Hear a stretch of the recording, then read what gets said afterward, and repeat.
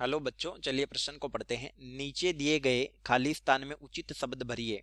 आणविक द्रव्यमान किसी अणु में उपस्थित तत्वों के परमाणु द्रव्यमानों का रिक्त स्थान होता है।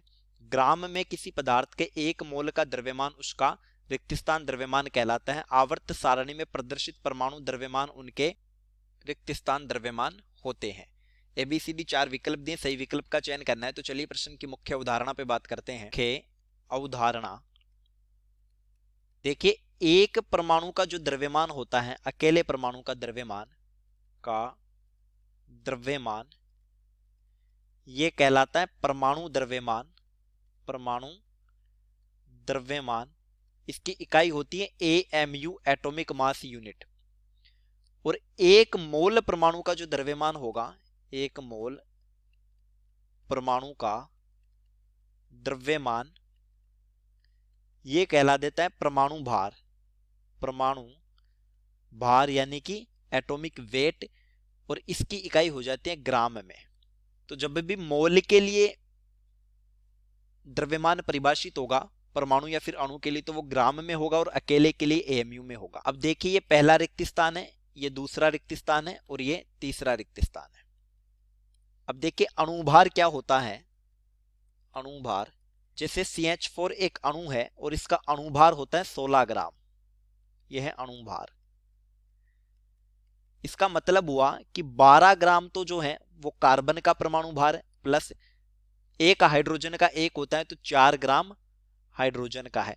यानी परमाणु भारों को जोड़ेंगे तब जाकर अणुभार आएगा। देखिए पहले रिक्त स्थान में क्या आएगा कि आणविक द्रव्यमान किसी अणु में उपस्थित तत्वों के परमाणु द्रव्यमानों का योग होता है। तो यहां पर पहले रिक्त स्थान में आएगा योग। एक होता है मोलर द्रव्यमान। मोलर द्रव्यमान, चाहे वो मोलर परमाणविक द्रव्यमान हो, मोलर आणविक द्रव्यमान हो, यह होता है 1 मोल का द्रव्यमान। 1 मोल का द्रव्यमान, और 1 मोल के लिए जब आएगा तो यह ग्राम में लिखा जाएगा। तो देखिए, ग्राम में किसी पदार्थ के 1 मोल का द्रव्यमान उसका मोलर द्रव्यमान कहलाता है। तो दूसरे रिक्त स्थान में आ जाएगा मोलर। अब देखिए, आवर्त सारणी में किसी तत्व को जो दिखाया जाता है आवर्त सारणी, तो वो दिखाते हैं तत्व अक्ष, यहां पर Z परमाणु क्रमांक और A होता है उसका द्रव्यमान संख्या।